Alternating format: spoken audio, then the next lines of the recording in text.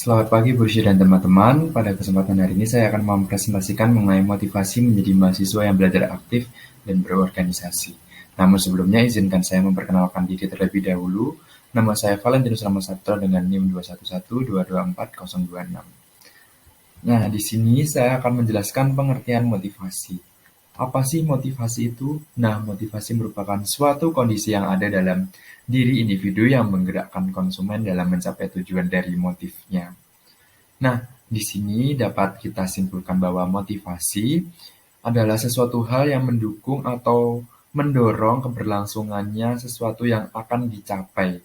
Yang tadinya tidak semangat akan membuat menjadi lebih semangat.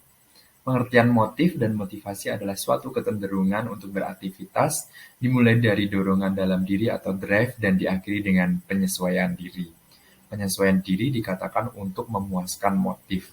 Nah, di sini adalah pengertian motivasi menurut Abraham Sperling pada tahun 1967. Nah, selanjutnya di sini saya akan membahas kiat sukses dalam memotivasi belajar.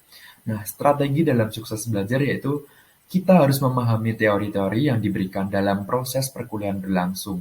Sehingga ketika kita mendapatkan suatu materi atau penjelasan yang diberikan dari dosen, kita harus bisa memperhatikan dengan baik dan bisa menangkapnya dengan baik lalu mempelajarinya kembali.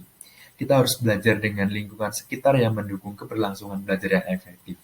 Dengan belajar yang efektif, mahasiswa akan termotivasi dengan nilai yang diperoleh dengan predikat tertinggi dengan di atas IPK 3, ataupun mendapat beasiswa, lulus tepat waktu, cepat memperoleh kerja, mendapat gaji yang besar.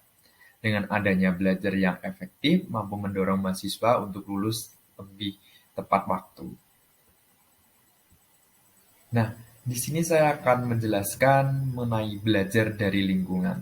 Nah, motivasi sendiri dari belajar mahasiswa yaitu mendapatkan relasi atau teman baik sehingga dengan didukung pertemanan positif di lingkungan sekitar, kita akan mudah atau akan mempengaruhi pula dalam proses belajar kita sehingga proses belajar lebih efektif, lebih terjamin dan dapat dipahami dengan baik. Nah, peka terhadap masalah sekitar juga sangat berhubungan sekali mengenai apa yang dibahas mengenai tentang motivasi.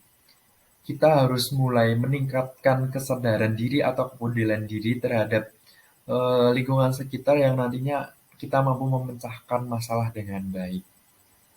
Lalu selanjutnya kita berorganisasi.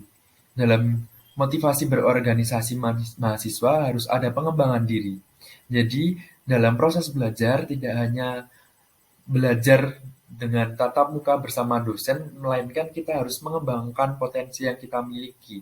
Seperti apabila memiliki potensi bakat di bidang musik ataupun memiliki bakat di bidang olahraga, itu harus dikembangkan. Dan agar dalam proses belajar kita mulai lebih termotivasi, lebih semangat lagi mengikuti kegiatan-kegiatan.